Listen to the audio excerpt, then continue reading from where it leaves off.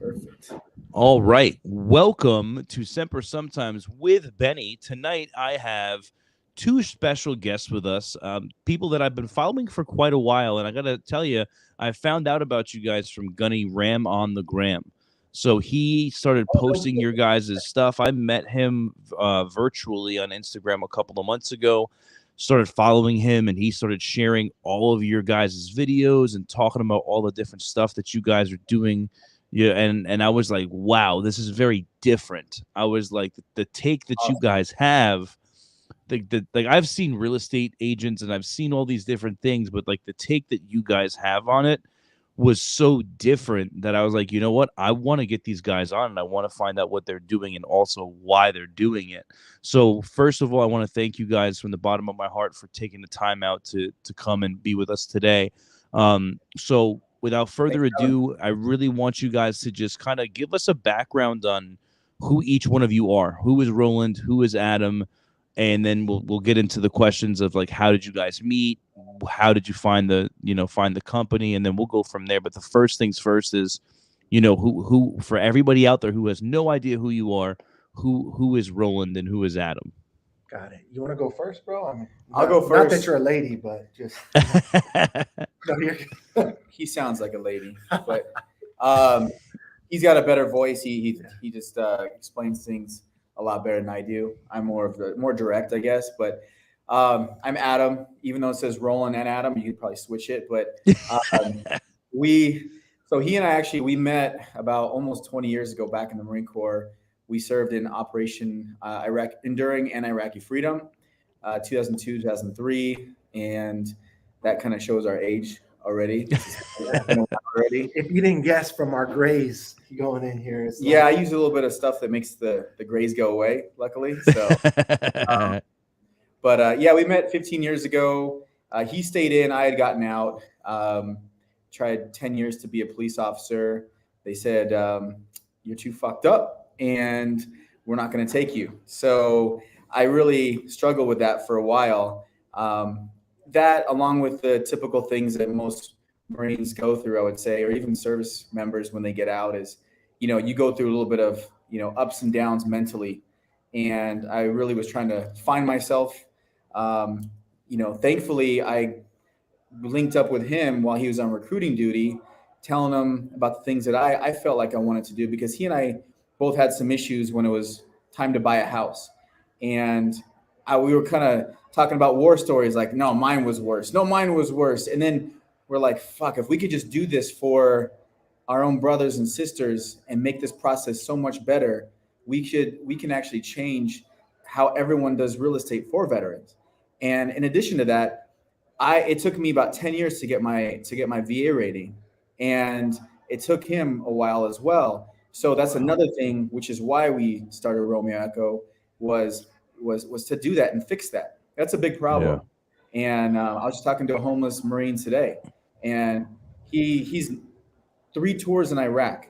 This guy is living in his car, and he doesn't even have a VA rating, didn't even know how to get it.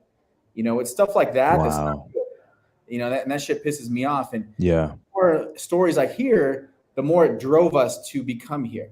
There's a reason why I didn't get hired on the police department, so I can be here making a difference. Amen. In veterans' life. So either way, amen. You're saving lives, man, just in a much different way. Yeah, I don't know if I want to be a cop right now. These guys are getting. I don't know about it, man. I just saw something posted in my local town about becoming a police officer, and I was like, I don't know if I want to right now. Yeah.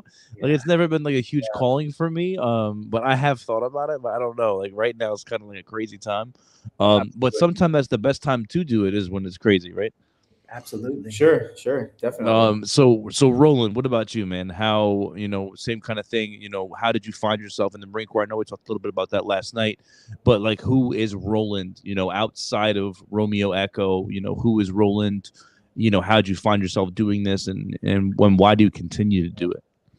Yeah, so I think I found myself, I served, as I, spoke yesterday on the other show, that I was kind of called to the Marine Corps by a greater calling. I wanted to, be, people need to step up to protect our way of life. It's not for everybody, but it is with great honor. It's very fulfilling to be able to step up and, you know, take that commitment. And for me, I just felt like it was a calling I needed to do. And the same thing with this. It's like it's like God placed us together, you know, for this to happen. And because we have a greater purpose. And I've definitely been through some trials and tribulations myself. I mean, there's been times when, you know, I've contemplating driving my freaking car off the side of a freeway. And it, like, this is it's actually, it took something like this and being a part of something bigger than ourselves.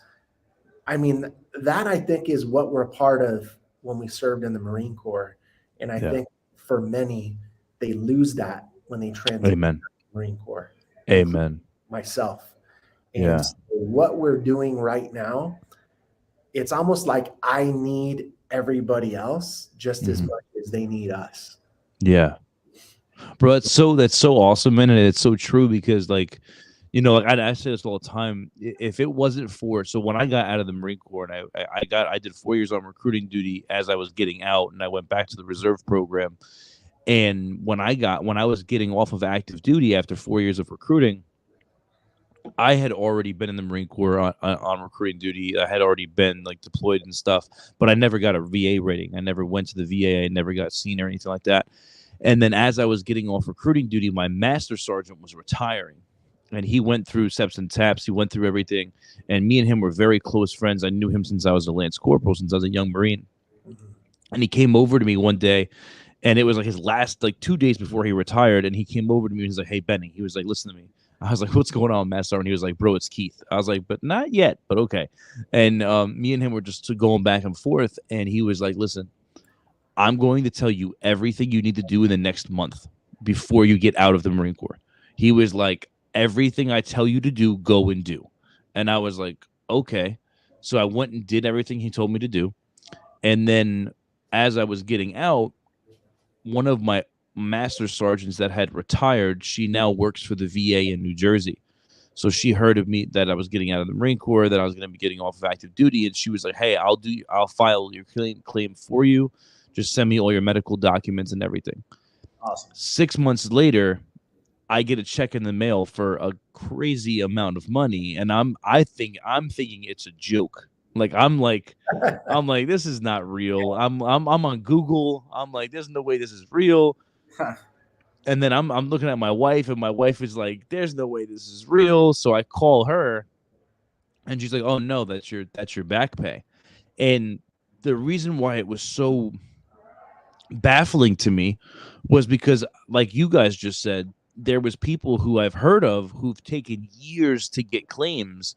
And I was like, there's no way my claim came back in less than 6 months. I was like, there's no way. And she was like, "Oh no." She's like, "I've just learned how to do my job well. And this is the service that I'm trying to provide to Marines like yourself." And since then, every time I hear a Marine talk about the VA, I give them her card. I'm like, "Hey bro, call her." So it's really awesome to hear that you guys are doing that same thing, because, you know, unfortunately, you guys are right that it's an unfortunate thing that you have to do, but it's such a true thing, because there's so many Marines that have no clue how to get a VA claim. And then also on top of that, there's a lot of Marines who, especially like reserve Marines, they believe, "Oh, if I get a VA rating, I can't stay in the reserves." And it's like, no, that's not true.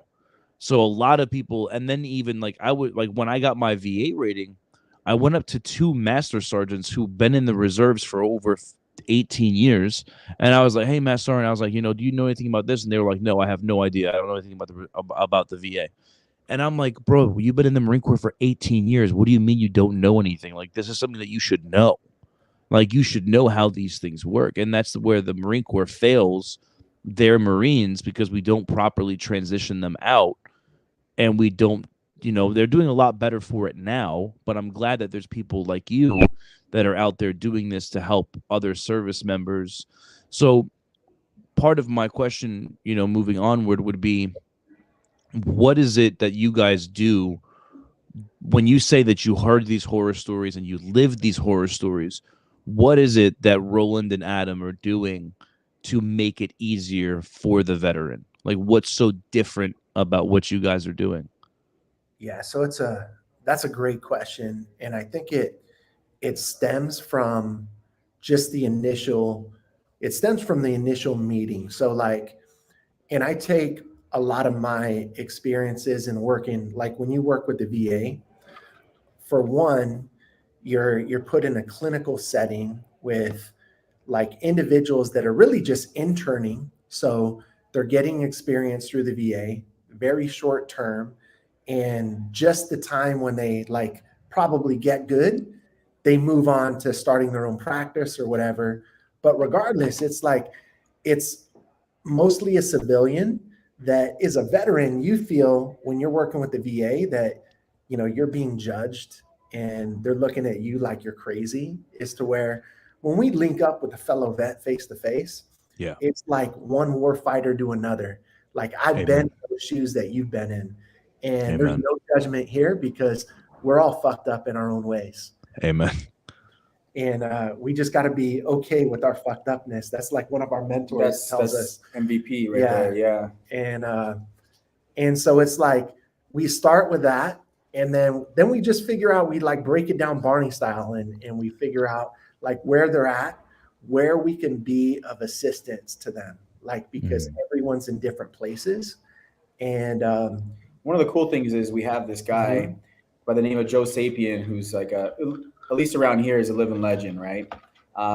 Every claim that he touches, he does amazing things for it, similar to the contact that you have, where we're close to where you live.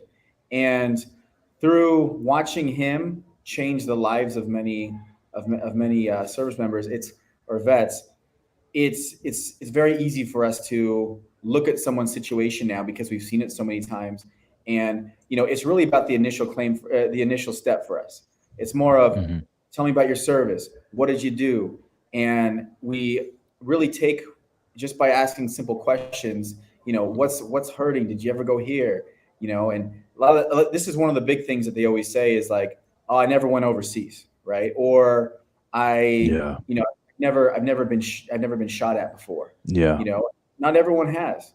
Or I don't feel like I rate it. Like there's like I have I hate that, man. Like I hate that so much, man. Like my own brother, dude. I have an older brother who did 20 years in the Army.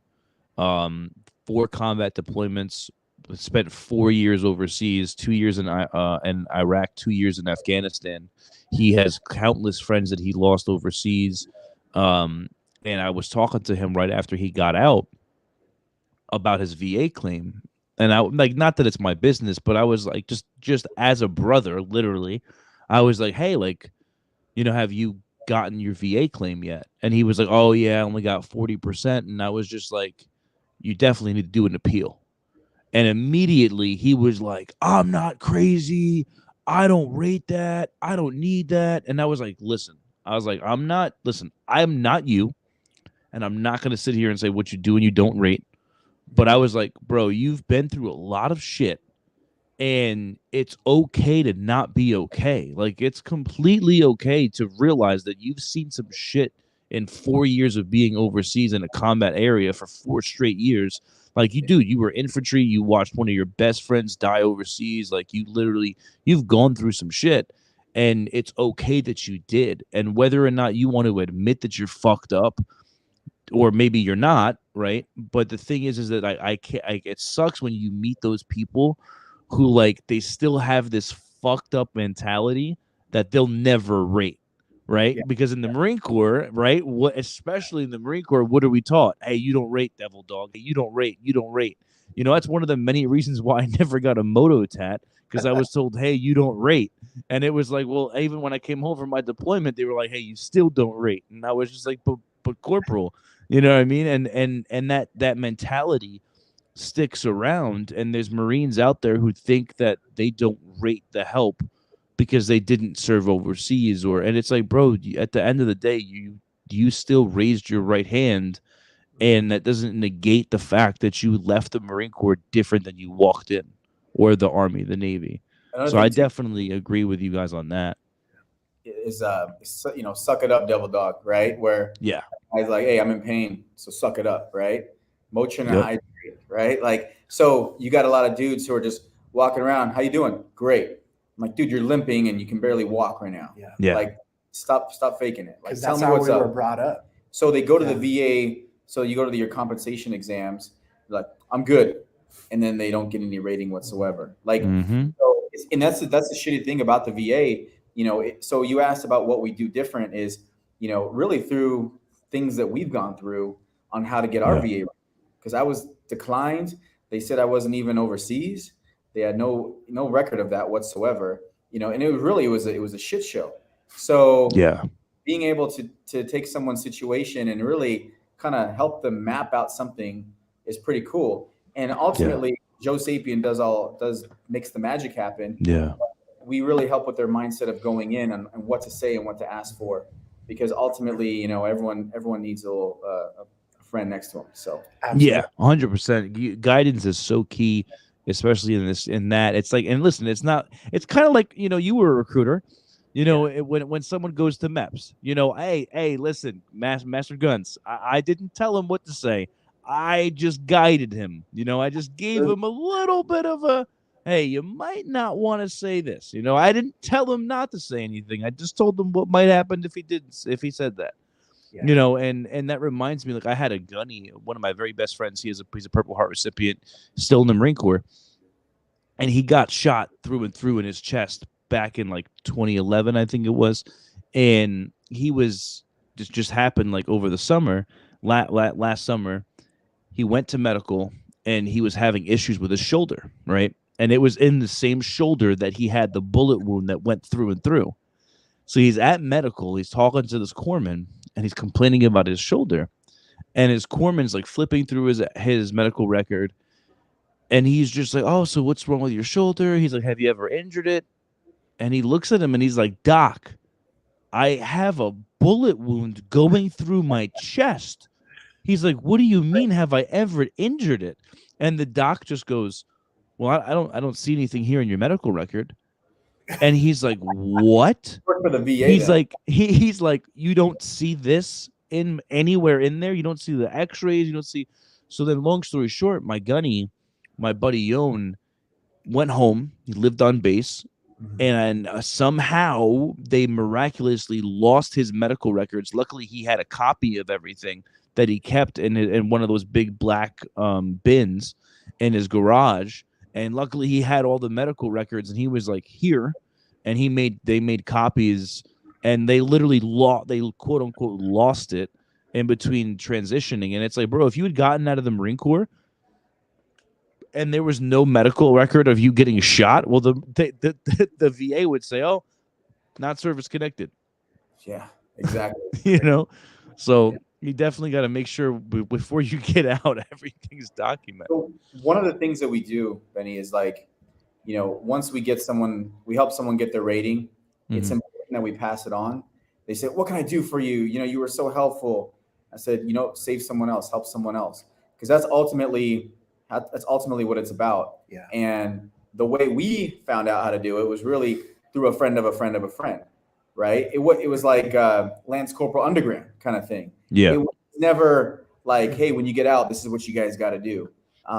So like, it's a shitty thing, but we're trying to fix that. And the more eyes we can get on what we do here, really the more lives that we're going to impact. And that's what it's about. Amen. And here's the thing for everyone listening. I mean, we talked about like those who feel like they don't rate or those feel like I don't want to take the benefits away from someone that really deserves. That's like the mentality we get so much. And I never looked at it the way we should until this gentleman sat down with us. And it's like, you really need to look out for the brothers and sisters ahead of you. Because by you fighting for your benefits, you're actually fighting for the war fighters that come after us. So it's more than just yourself. So never feel like you don't rate or there's people that are more messed up, because it's all done by budget. So if we fight for our benefits, then what the VA is going to do is they're going to be like, okay, we're not using this full budget that's set. So we can increase it. So then you're making it harder for the gentlemen, Yeah. the ladies and gentlemen that come after us. So Yeah. don't just fight for you, fight for your brothers and sisters that come after you. Amen. So, one of the other questions would, one thing I want to talk about was both of you had brought up the fact that transitioning was something that you had dealt with, and it wasn't maybe the best, right? And I know Adam had said that with, trying to become a law enforcement officer and stuff like that. So, what are some of those things that you guys dealt with as you were transitioning out, and then how were you helping people with that piece that you didn't have? You want to Yeah. take that? Yeah. So when I was getting out, like I would say a lot of the things I had a problem with getting on the police department were kind of some of the stupid things you do when you get out of service, right? So, you'd mentioned something about alcohol, right? Like Yeah. I only drink very occasional, but And it's a White Claw. Like what? shut up, dude. Hey, say what you will about White Claws, man, but you have 4 of those things, and you don't know how the hell you're getting home. Dude, 4 of these equal 1 of those, all right?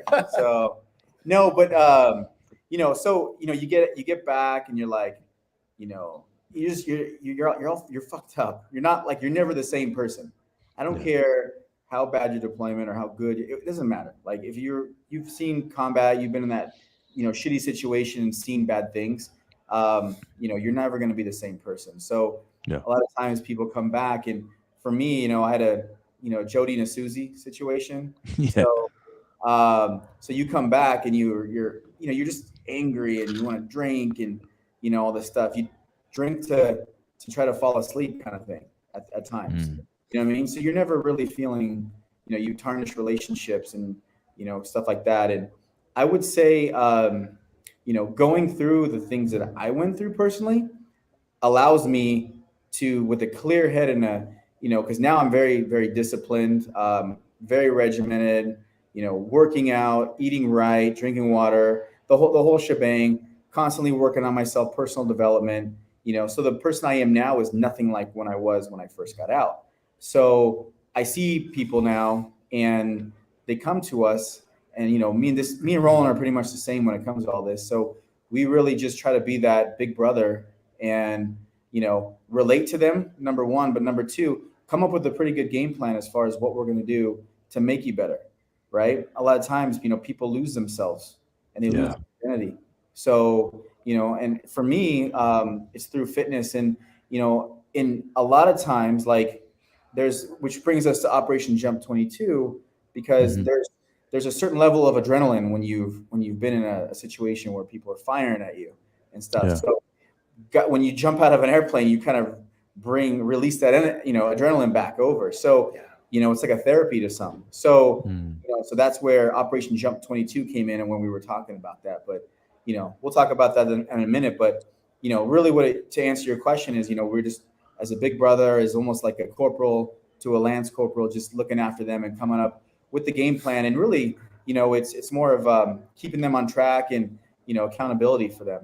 That's really what we do. Yeah. If you go back to like your time in the Marine Corps, like, man, you got it so freaking easy. Like everything is like taken care of for you, man. Like your pay, you got your damn staff sergeant looking out for you. And at the time, you don't really take it in for what it's worth. You're like, man, I just want the freedom. But man, so when you transition out, you don't have a staff sergeant, your platoon sergeant, to show you the way. You don't have first sergeant that's like, hey, Devil Dog, you need to square this away so you can do this. Yep. When you separate, it's like, hey, you got to figure it the fuck out yourself. So that big brother that Adam's talking about, like, that's what you really have in the Marine Corps, but it doesn't follow you afterwards. Like, they put you through. Yeah, like no one's making sure you're at formation at 1300. Like no one made sure you had chow. No one made sure all these things, and and it's crazy because like, and I've said this before in other episodes, but like when I came off of recruiting duty, I didn't think I was going to have an issue with that because I was a reservist. So I already knew what it was like to be a civilian, be a Marine, be a civilian, be a Marine. So when I got off recruiting duty after 4 years, I didn't think I was going to have an issue transitioning. But dude, I was just thinking about it before you guys hopped on because I was sitting here having a beer. This time last year, it was a month since I got off active duty, and I was spending every single night on my porch with my light on, a pack of cigarettes, and polishing off 2 6-packs, and then going in the house to get some shots, and then stumbling into my bedroom, and then in the morning my wife would be like, "Oh, what time did you come in?" And I'd be like 10, and she'd be like, and I'd be like, "All right, 2."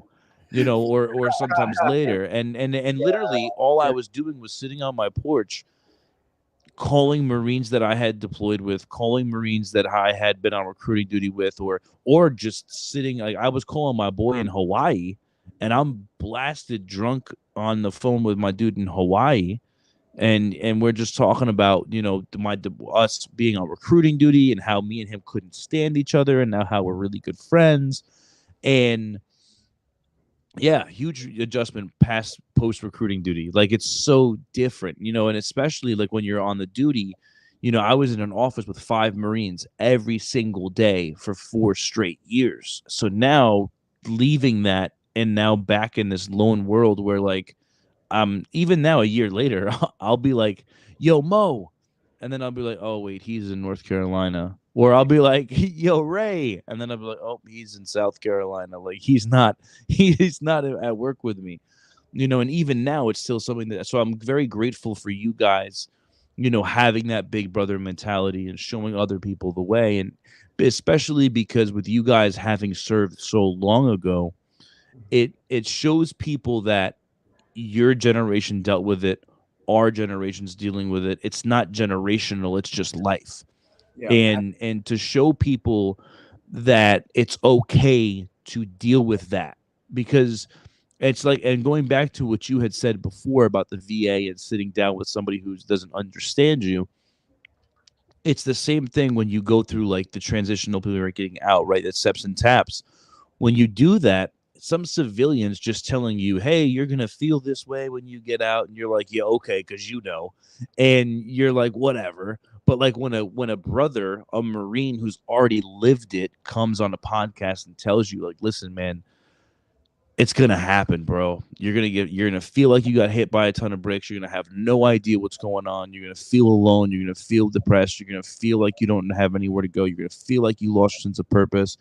You may even wallow in self-pity for a while. You may become an alcoholic, but it's important for you to get out of the house. It's important for you to find a new purpose, because that's a lot of what happens is people lose that. You have this purpose in the Marine Corps because every day you have to be somewhere at a certain time. And whether it's 4 years, 15 years, you have to be at this location every day, no matter what. And if you're not, there's a problem. And then you have people through the ranks. Hey, where's Lance Corporal so-and-so? Hey, where's Sergeant so-and-so? And then all of a sudden you EAS, and the next day that's all gone. Yeah, absolutely. And so what are some of the different things that you guys, as far as like the purpose is concerned, like, did it, do you guys, I would hope so, be talking about what you're talking about, but like at this point, do you guys feel like you guys have found that purpose that you guys have been looking for? 1000%.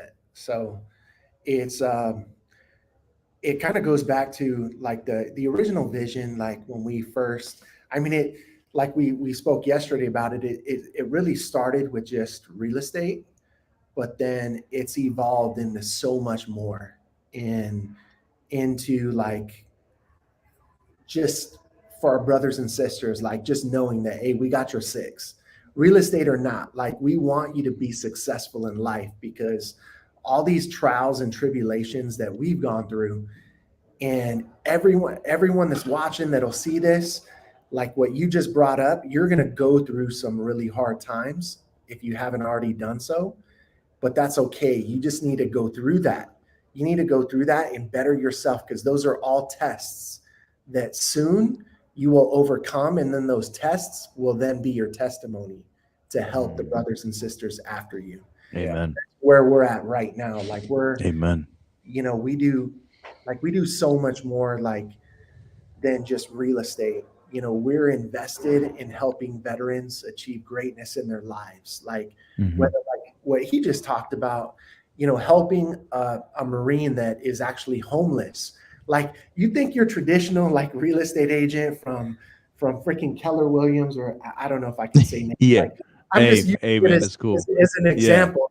Hey, it is what it is. Whether Yeah, it's Keller Williams, Remax, if someone comes into them like that and they're gonna be like, "Hey, I'm homeless," they're gonna be. That's the problem with the industry. It's so money driven that if you're not a paycheck to them, they're gonna be like, "Well, look, I'm a real estate agent. What am I gonna do? Go, go to the VA." Like, not with us, man. Like, that we guy got wouldn't you, even, brother. he wouldn't even talk to me just until he knew. He goes, "Well, did you ever serve, or you just some civilian call me?" Like another Marine had given him or given me his number to give him a call, and once I told him, "Yeah, I'm a Marine," we started talking a little bit, and he was actually overseas the same time I was, and he's like, "Oh, okay, good. Then you'll fucking understand." Then all of a sudden, like 10 F bombs start dropping, and and it's like cool. Like he's like, all right, he's like talking to one of his brothers. So and really, like I struggled to find my purpose, and I thought, I didn't even know. I was like, when I first started doing real estate, it was almost because I saw so many, to be honest with you, so many crappy people doing it. They didn't even know how to handle what I was doing.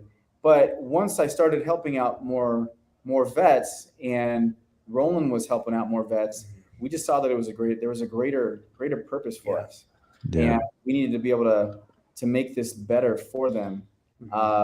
Whenever you see a problem, you always want to fix it, and that's why we're here. Yeah. So regardless of if they're homeless, if they're dealing with mental health issues, regardless whether we get a paycheck or not, we're going to help you.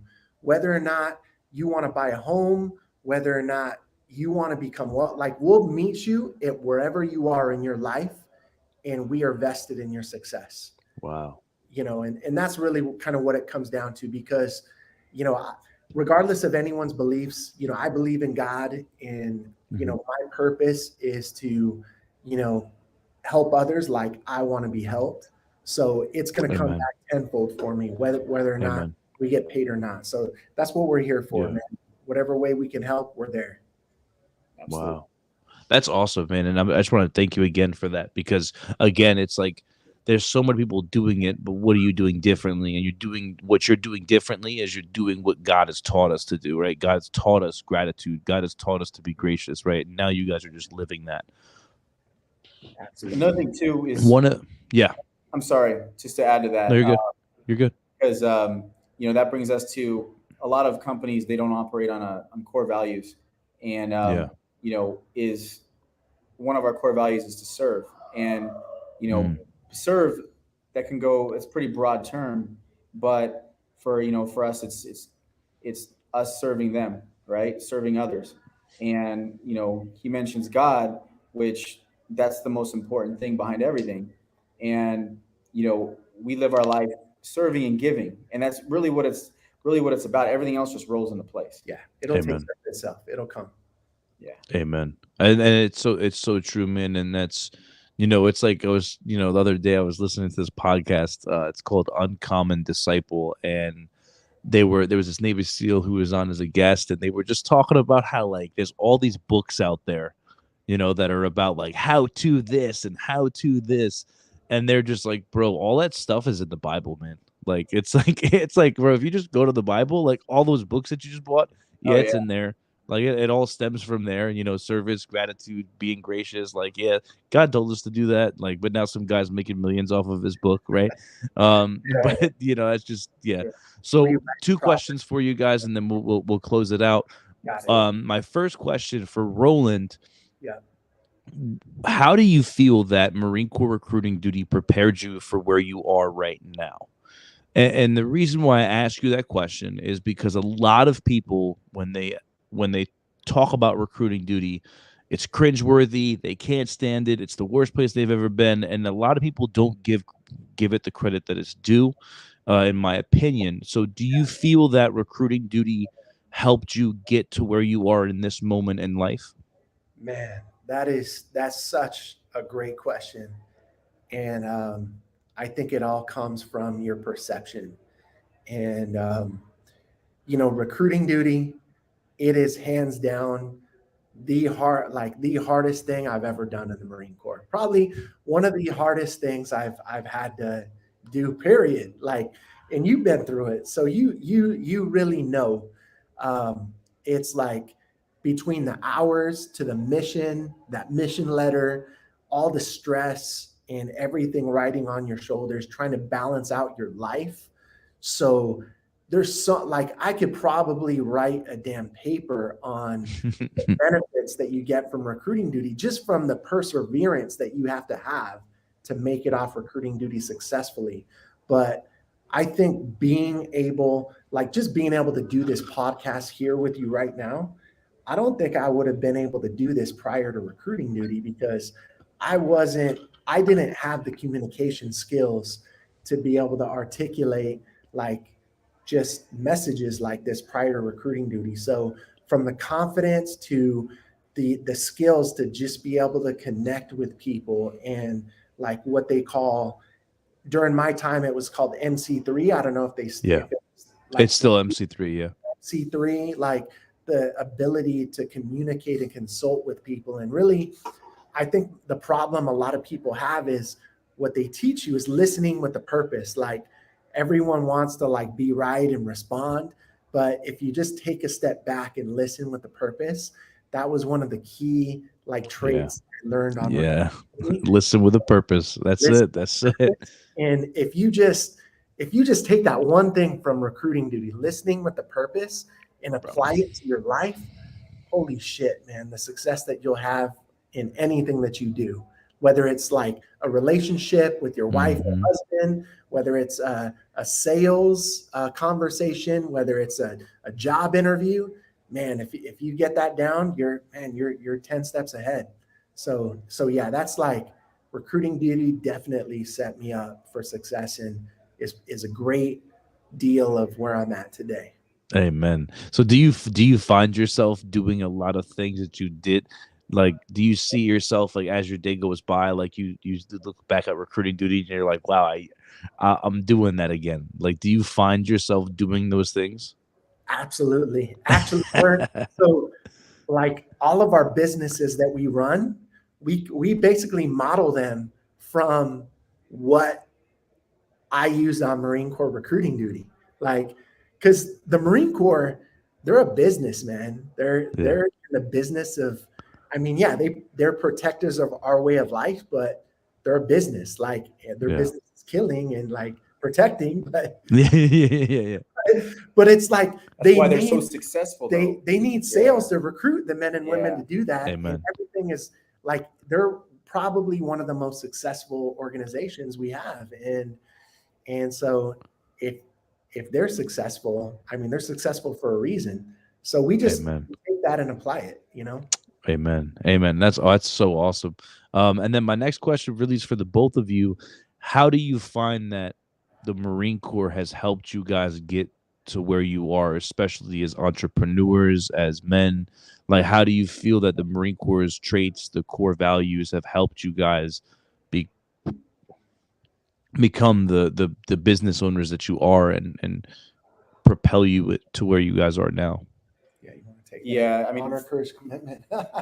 it's cliche, but it really, I would say grit, because in life is not easy at all. In fact, it's actually harder than it was when you're in. Like you had mentioned earlier, when you get in, everything is kind of told for you, right? Like, I actually enjoyed being a Lance Corporal. Besides the fire watch, like I enjoyed the Lance Corporal, because you just kind of show up and you're just told what to do, and you really don't got to think for yourself. And now we're at a point where we're responsible for our own family. We have, and then our family here, which is like people that work with us, for us, and things like that. So I would say what the Marine Corps has done is definitely, the discipline, hands down.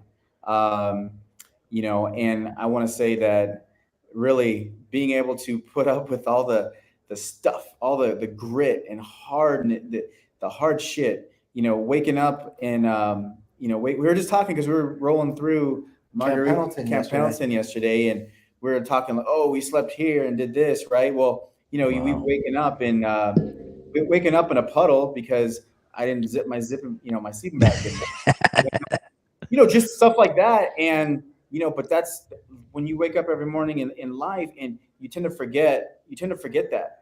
And, that was tough. Yeah. And yet, people get pissed off about their latte taking too long, or fuck, my internet sucks right now. Well, you don't remember when you were overseas, you didn't even have internet. At least I didn't have it. Yeah. So, I would say like it really gives you an appreciation for that. And just my love for the Corps will always be there. It's a love. Amen. Absolutely. Amen. And one thing, as a last, as an ending comment, and I'm sure you guys can agree with this, and you guys see it every day. I think my favorite thing about it, and with what you're sharing, Adam had said with that homeless veteran, is that the Marine Corps staple, of Semper Fi is a real thing. Like on recruiting duty, we say it, but when we say it, we really mean it, because it really is that thing. Like when a Marine meets a Marine, there is a very distinct difference when a sailor meets a sailor, or when an airman meets an airman. Like the pride of the Marine Corps is unmatched, and I think it shows in businesses, especially like you're talking about, like if you may have gone up to this homeless guy, and maybe this guy was in the Army and you're a Marine, and there would have still been a bond, but it wouldn't been as much so if you weren't a Marine. And that's just reality. Like when I meet Marines from any era of being a Marine, it's just like, oh, what's going on? Like there's this guy at my gym who's like 87 years old, and he's at the gym every morning at 5 a.m. and he has his big old EGA tattoo, and he's like, hey, what's going on?